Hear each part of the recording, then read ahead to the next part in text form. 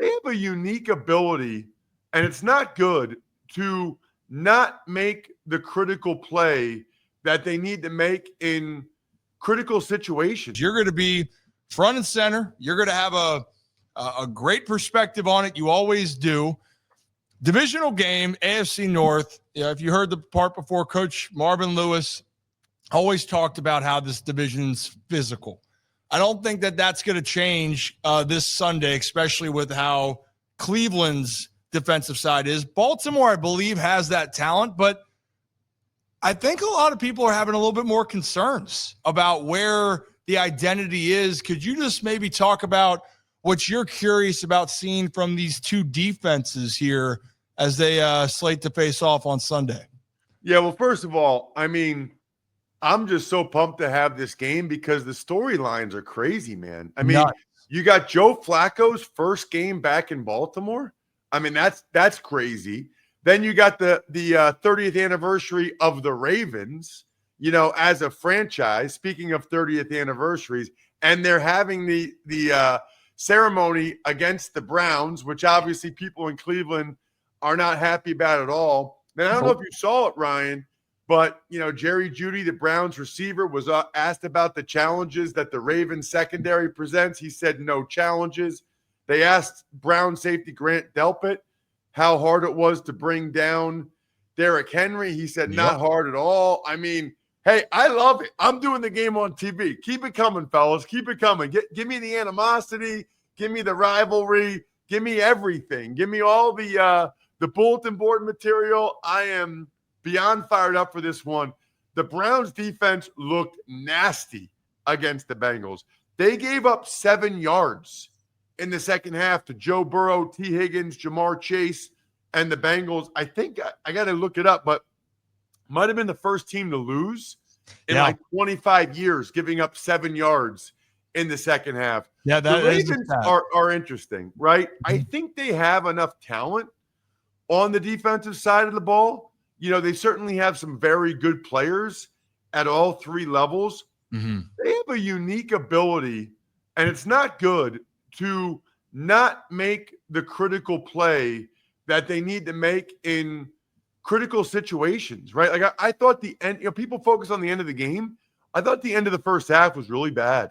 I mean, really bad. Yeah. You allow a 30-yard throw for Josh Allen to break contain. That even got him in position so that they could throw the out route to Kincaid with 1 second left and bang that field goal. That field goal ended up being the difference in the game. These things matter. And to me, that was unacceptable that happened in that manner for the Ravens defense. And obviously the second half, at the end of the game, I think they ran out of gas. I mean, they had 80-some snaps on defense. That's a lot. I think they only had 51 snaps on offense, 84 on defense. Most time it's like 65-65, right? So I really think since it was the first game, the Ravens kind of ran out of gas. They also had a lot of misfortune, right? I mean, Henry never fumbles. He fumbled. Fourth down, they have the ball. It's a bad ball by Josh Allen. Tips off Dawson Knox's hand right to this other kid, Keon Coleman, for a touchdown. But, that stuff like that seems to snowball against the Ravens more often than other teams. Yeah, I mean, Zach, I think you have a follow-up to that. Yeah, Ross, actually perfect timing. Appreciate you joining us. I was just going to ask you about that. From your experience, obviously being on the field in the NFL and then covering it, what is it like from a player's perspective? The Ravens recently, especially over the past few years, it has felt like big leads, something happens, things start snowballing, and they've lost a few of those games. When you're on the field as a player and that kind of starts happening, we talked to Joe Thomas about this. We've asked others about it. What's it like on the field? Do you have to try to keep out of your mind of like, oh boy, here we go again? And how do you try to get past that and not play conservative? Because I think that's the biggest thing right now that fans are kind of upset about, maybe some media as well, is do the Ravens get too conservative when things start going sideways and they start playing not to lose instead of just play to win the game? What's your kind of thoughts on, in those moments, how players react? Well, so this is interesting, right? I do think it should be said, Zach, that it's crazy how many double-digit leads the Ravens have gotten, right? And one reason why they've blown more double-digit leads than anybody else, they've gotten more double-digit leads than anyone else, right? I mean, it's not easy to do that in the NFL. So give them some credit for that aspect of it. And to answer your question, I do think whether it's conscious or subconscious, and whether those guys would admit it, I do think there's something psychological there about kind of here we go again. You know, like I said, whether it's conscious or subconscious, there's something there, which is also why I'll never agree with people that don't believe momentum is a thing. Yeah. You know, there's all kinds of analytics folks that will give you this so-called evidence that there's no momentum.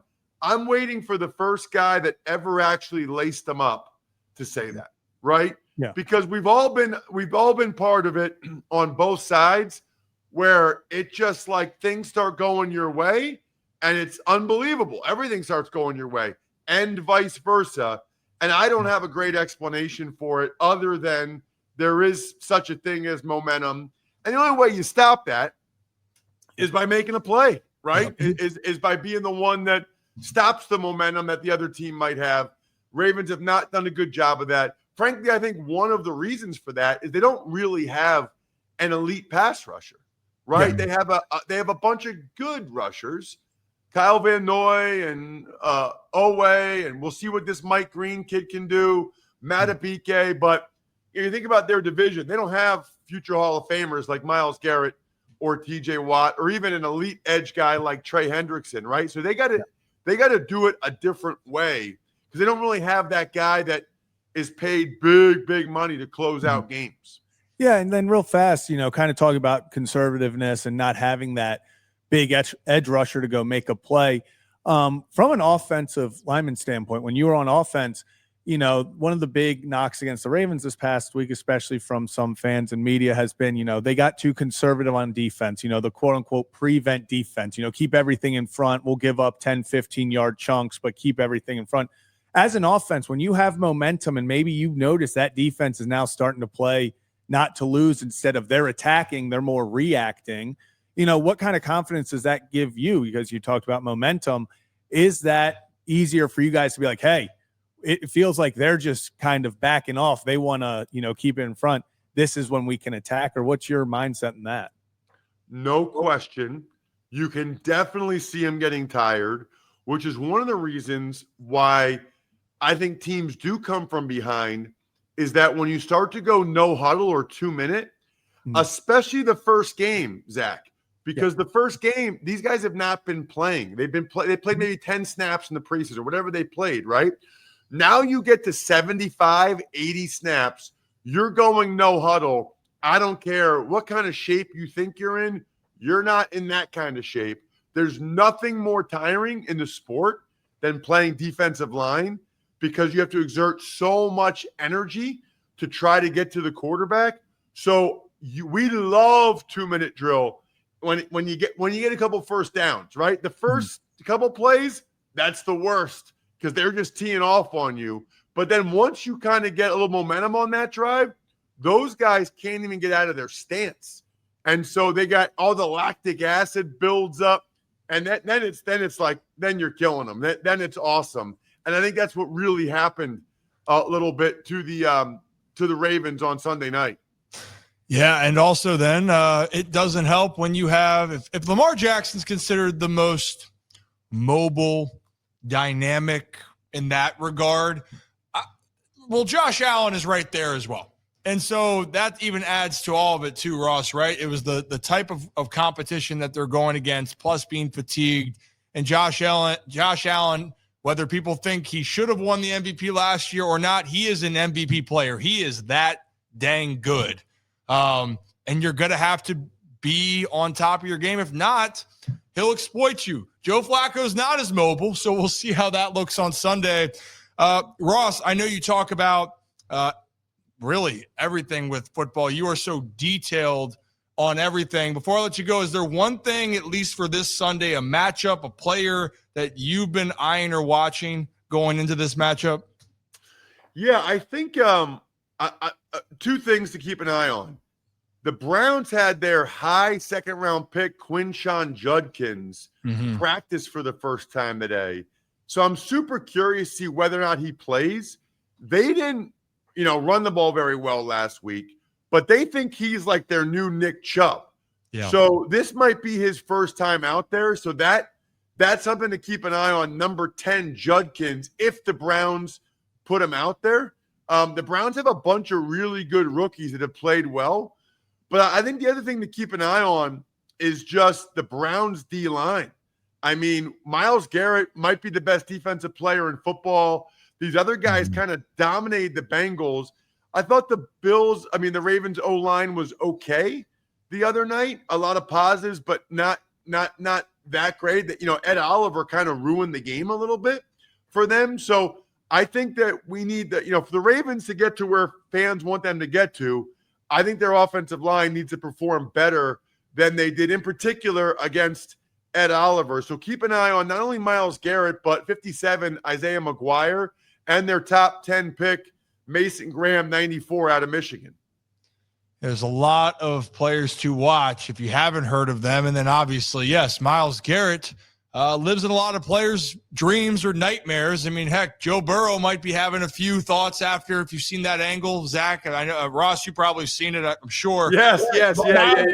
That is terrifying. That, like, if you're saying build me a defensive player, it's Myles Garrett. Just that dude is special, so talented. And the Browns, Nick Moore said it earlier when we had him on. I think the Ravens and Browns have split recently over the years here. So these games are going to be physical.